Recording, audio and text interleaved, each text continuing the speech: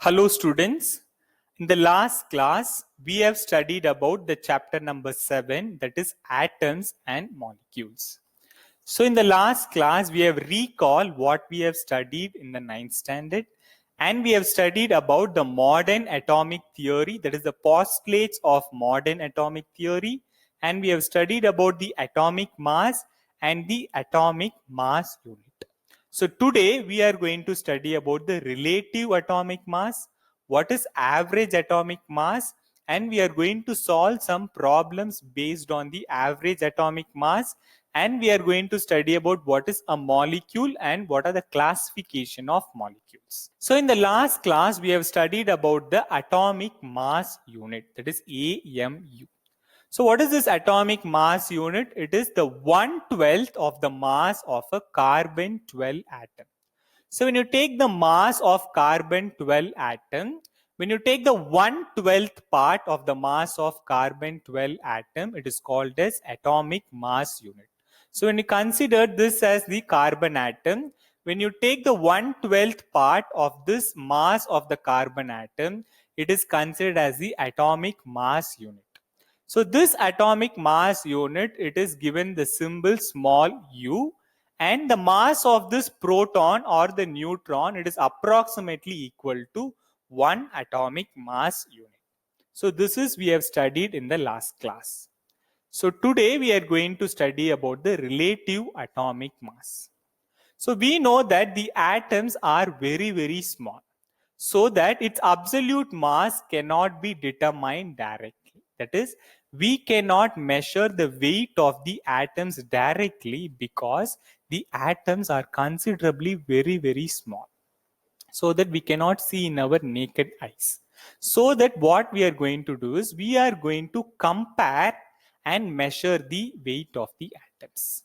So the atomic mass of an atom, it is measured relative to an atom of another element. Here you have to understand the word relative. So what does the word relative here means? It is comparison. That is, the atomic mass of an atom, it is measured relative. That is, we are going to compare to the atoms of another element. So here we can see that here we have one apple, here we have 3 oranges.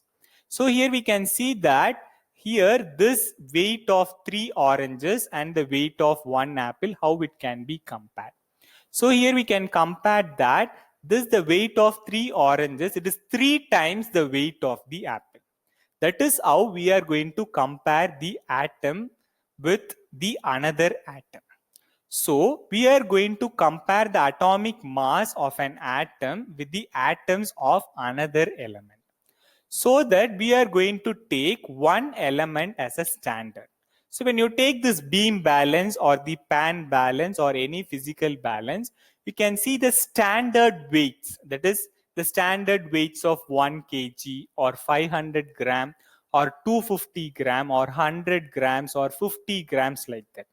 Same way, when you measure this relative atomic mass, we want a standard.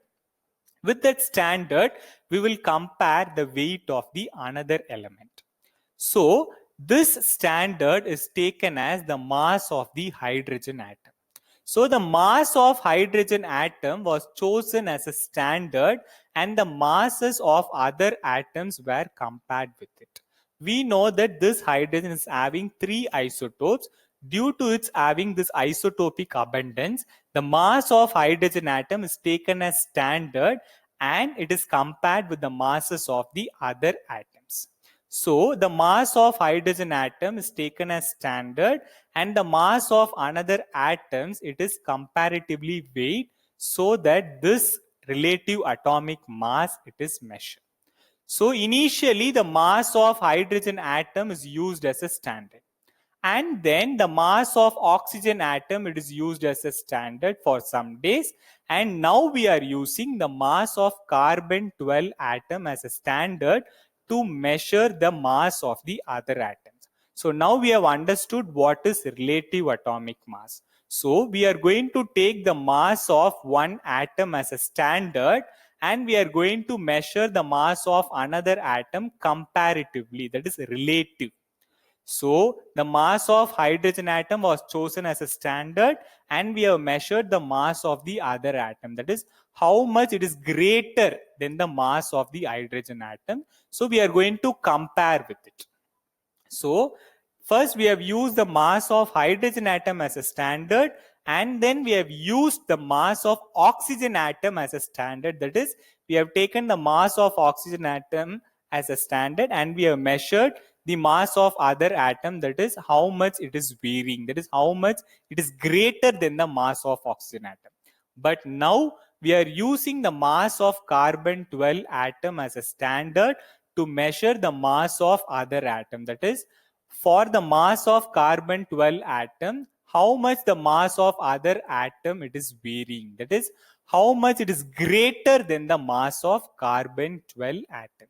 So this mass of carbon 12 atom, it is now used as a standard to measure the relative atomic mass. So we have understood that the mass of the atom cannot be measured directly. It can be measured only relatively. That is, we will compare with the mass of another atom, so that it is called as relative atomic mass. So now we are going to define what is this relative atomic mass. So it is defined as a ratio between the average mass of the isotopes of the element to the 1/12th part of the mass of carbon 12 atom. We know that some of the elements it is having isotopes. So it is a ratio between the average mass of the isotopes of the element to the 1/12th part of the mass of a carbon 12 atom. That is, you are going to take the standard as 1/12th of the mass of carbon 12 atom. And we are going to measure the average mass of the isotopes of the element.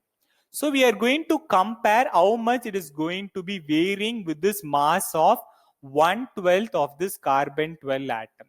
So how much it is increasing, or how much it is greater than this mass of carbon 12 atom, that is called as relative atomic mass. So what is relative atomic mass?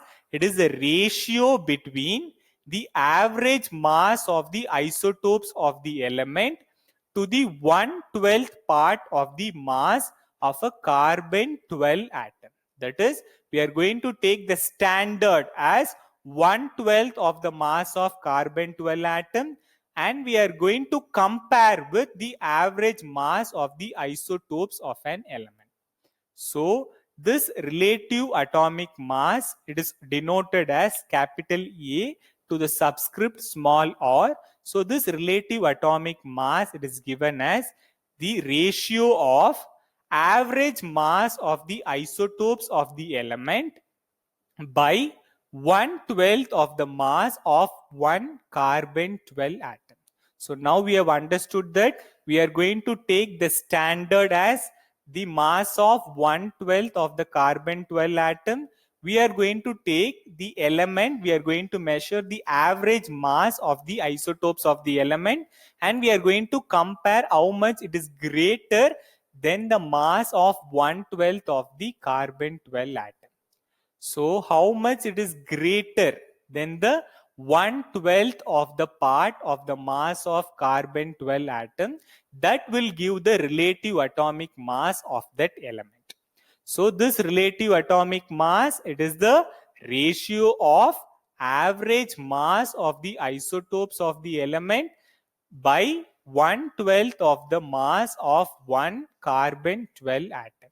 So it may be 2 times or 3 times or 4 times. That is how much it is greater than the 1/12th of the mass of one carbon 12 atom. It is considered as a relative atomic mass. So this relative atomic mass, it is also called as standard atomic weight. So when you see this relative atomic mass, you can see that in the numerator we have mass. In the denominator we have mass. We know that the mass, it is measured in terms of kgs or grams. So both are same unit, so both will get cancelled. So this relative atomic mass, it is only a ratio it has no unit. So relative atomic mass is only a number, that is a ratio, it has no unit. So these are the relative atomic mass values of some of the elements. So here we can see that the hydrogen, it is having the relative atomic mass of 1, and carbon, it is having the relative atomic mass of 12. Nitrogen, it is having the relative atomic mass of 14. Oxygen, it is having the relative atomic mass of 16. Sodium, it is 23. Magnesium, 24. Sulfur, it is 32. So these values denote that the hydrogen, it is having 1. That means it is equal to that 1/12 of the mass of carbon-12 atom. When you take the carbon, it is 12. It is 12 times greater than the 1/12 of the mass of carbon-12 atom. This is the comparative values. That is, we are taking the standard as the mass of 1/12 of a carbon atom. And how much it is greater than this mass of 1/12 of this carbon atom, that is called as relative atomic mass values. So nitrogen, it is 14 times greater than the mass of 1/12 of the carbon-12 atom. Same way, oxygen, it is 16 times greater than the 1/12 of the mass of carbon-12 atom. So now we have understood about this relative atomic mass. So next we are going to see about the gram atomic mass. So what is this gram atomic mass means? If you are expressing the relative atomic mass in terms of grams, it is called as gram atomic mass. So if the atomic mass of an element is expressed in grams, it is called as gram atomic mass. So we know that relative atomic mass, it is a ratio, it has no unit. But when you express this relative atomic mass in terms of grams, it is called as gram atomic mass. So here we can see that the hydrogen, the gram atomic mass is 1 gram. We know that the relative atomic mass of hydrogen, it is 1. It is a ratio, it is a number. But when you are giving in terms of grams, it is called as gram atomic mass. So the gram atomic mass of carbon, it is 12 grams. Nitrogen, it is 14 grams. Oxygen, it is 16 grams. So next we are going to see about what is average atomic mass. So this average atomic mass, it is the average mass of the isotopes of the element. That is, it is a weighted average of the masses of its naturally occurring isotopes. We know that many elements are having isotopes. So when you take the mass of the isotopes of the element, that is the average mass of the isotopes of that element, it is called as average atomic mass.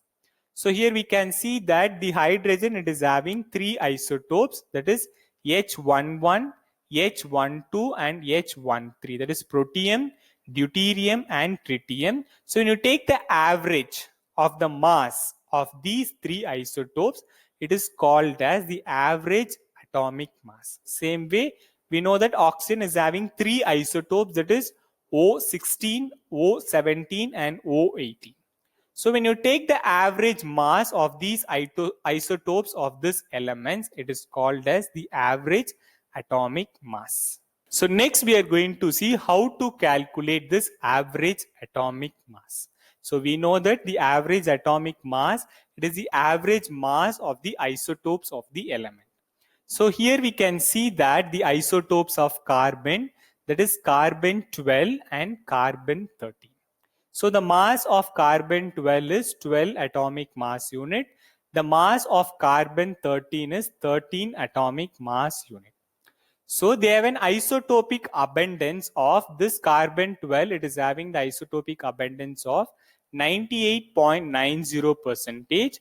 And this carbon 13, it is having the isotopic abundance of 1.10%. That is, what is this isotopic abundance means? How much percentage of this isotope it is present in the carbon atom.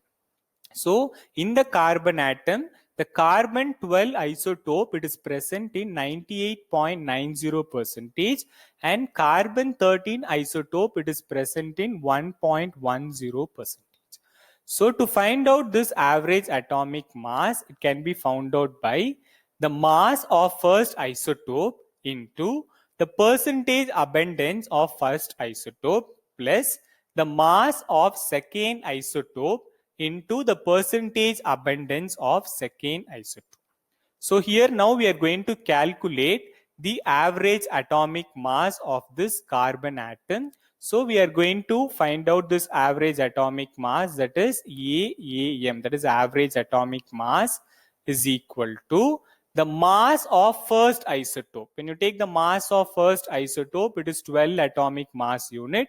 So it is 12 into the percentage abundance of first isotope. It is 98.90%.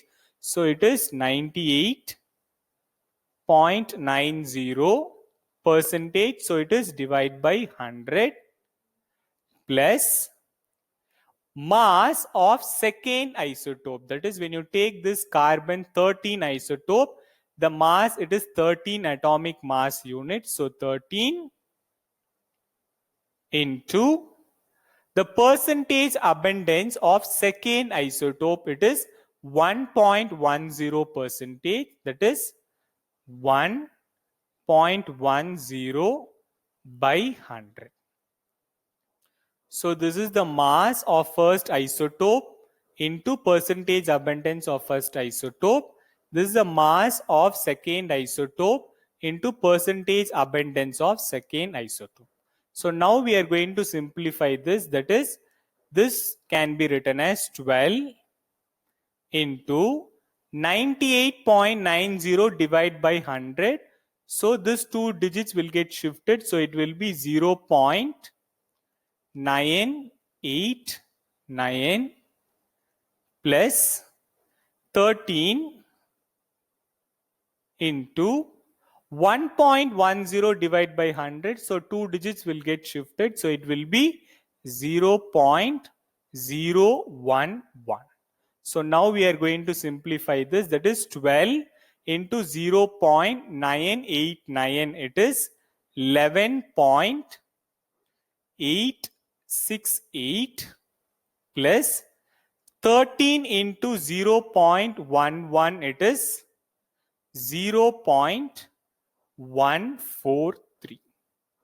So when you add this, you will get 12.011 atomic mass unit. So the average atomic mass of this carbon is 12.011 atomic mass unit.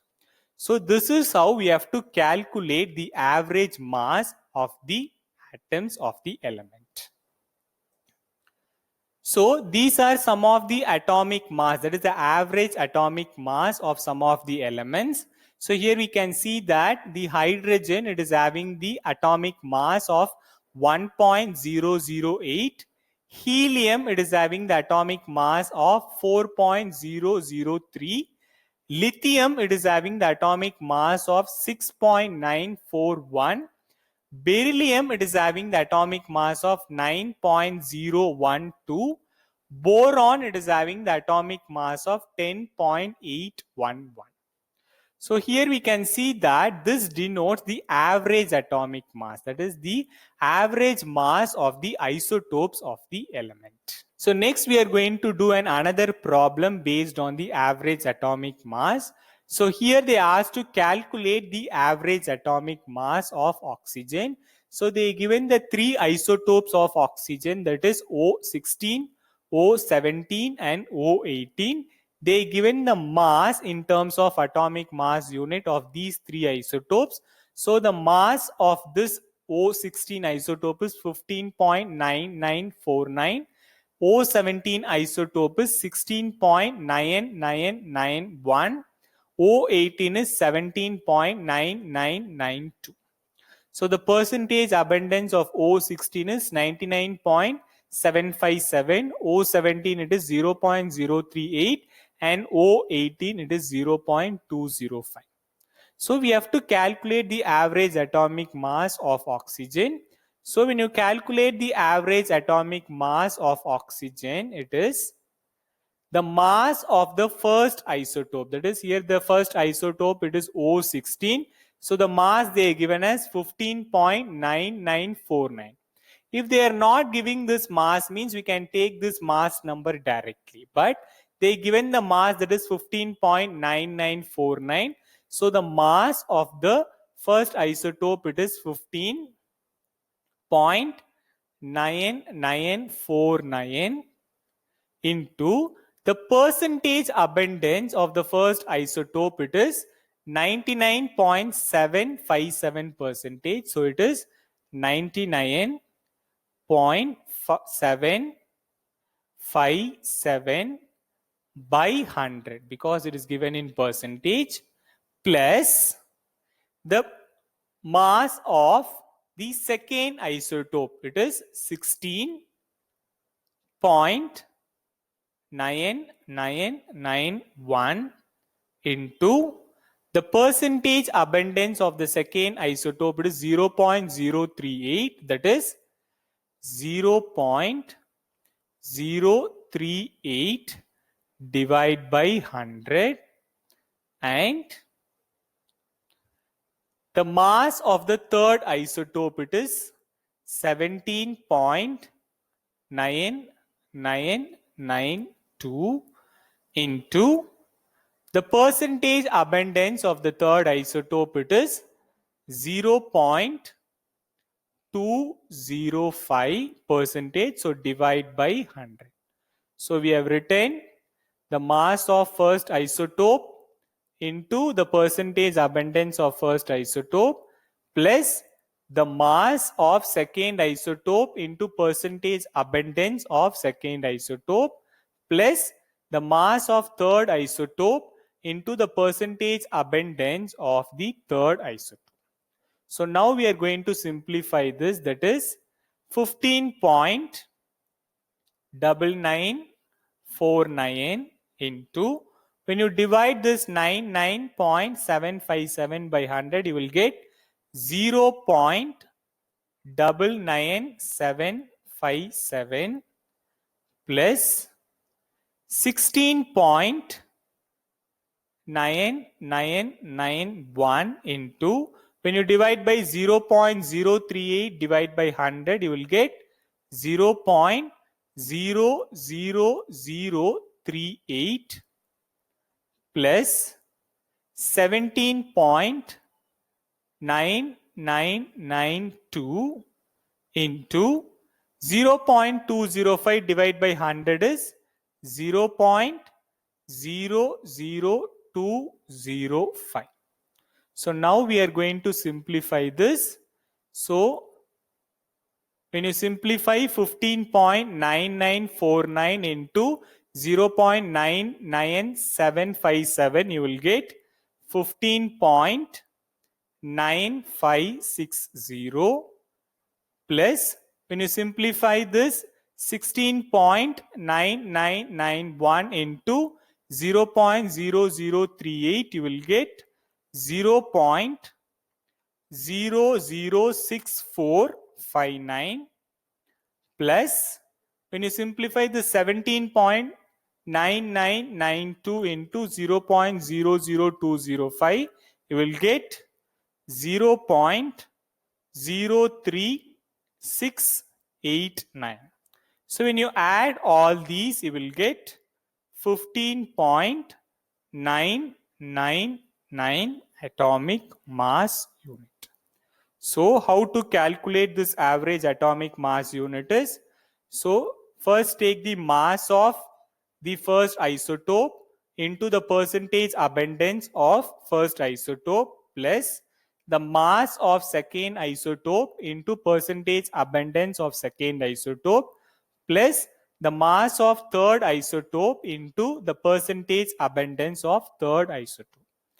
So simplify this percentage, that is divide by 100 and then multiply and then add, you will get the average atomic mass of that element.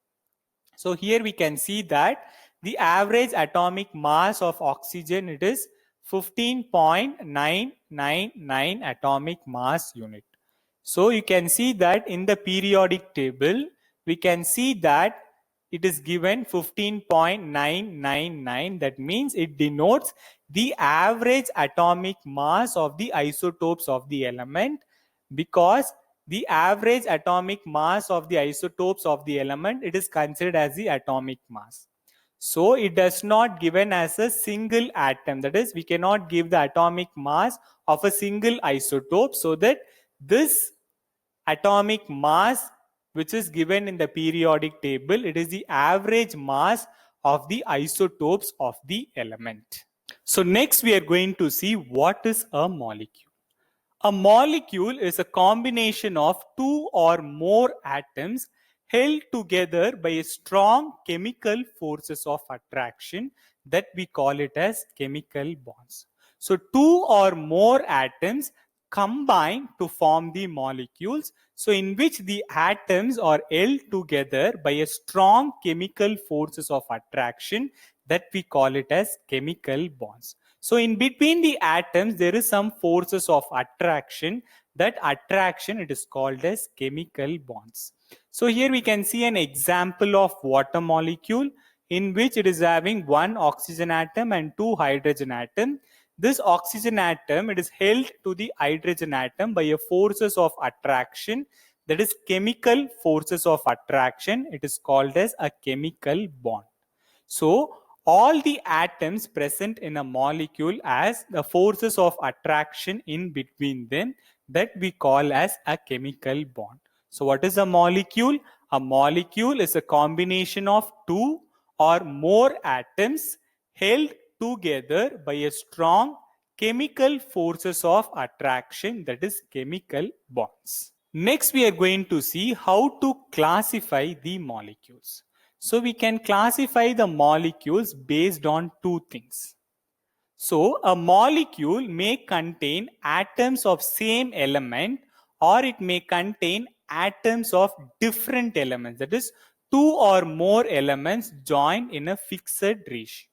So the molecule may contain atoms of same element, or it may contain atoms of different elements. So first we are going to classify the molecules based on the types of atoms. So we can classify the based on the types of atoms as homoatomic molecules and heteroatomic molecules.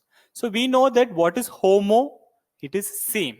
That is one kind. So when the molecule, it is made up of same kind of atoms or similar kind of atoms, it is called as homoatomic molecule. So here we can see an example, that is hydrogen gas, that is H2. Here we can see that two hydrogen combined, that is two hydrogen atoms combines to form this hydrogen molecule, in which we can see that both atoms are of same kind, that is similar kind. So we call this as homoatomic molecule.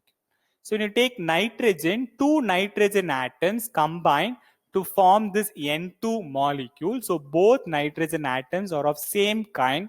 So it is homoatomic molecule. Same way oxygen, ozone. So ozone, it is having three oxygen atoms combined to form a molecule. Sulfur, it is 8 sulfur atoms combines to form a sulfur, that is S8 molecule. So here we can see that the atoms of similar kind, it is forming a molecule. It is called as homoatomic molecule. So what is this heteroatomic molecule? So we know that what is hetero? It is different. So when the molecule consists of atoms of different elements, we call that as heteroatomic molecule. So we can take an example of carbon dioxide, that is CO2. Here we can see that it is having the elements of carbon as well as oxygen. So when it is having different elements forming a molecule, it is called as heteroatomic molecule. So when you take hydrogen iodide, it contains hydrogen as well as iodine. When you take methane, that is CH4, it contains carbon and hydrogen atoms. And when you take glucose, that is C6, H12O6, we can see that it has carbon, oxygen as well as hydrogen combined to form the glucose molecule. So when you take carbon monoxide, it contains carbon as well as oxygen combined to form the molecule. So whenever it is having different elements forming a molecule, it is called as heteroatomic molecule. So the molecule can be classified based on the types of atoms as homoatomic molecule as well as heteroatomic molecule. So what is homoatomic molecule? If the molecules are made up of similar kind of atoms or same kind of atoms, it is called as homoatomic molecule. If the molecule consists of atoms of different elements, it is called as heteroatomic molecules. So today we have studied about the relative atomic mass, the average atomic mass, and we have solved the problems based on the average atomic mass, and we have studied what is a molecule, and we have studied how to classify the molecule based on the types of atoms. So in the next class, we will study about the classification of molecule based on the number of atoms, and we will study about the atomicity, and we will study about the difference between the atoms and molecules, and we will study about the Avogadro's hypothesis. Thank you.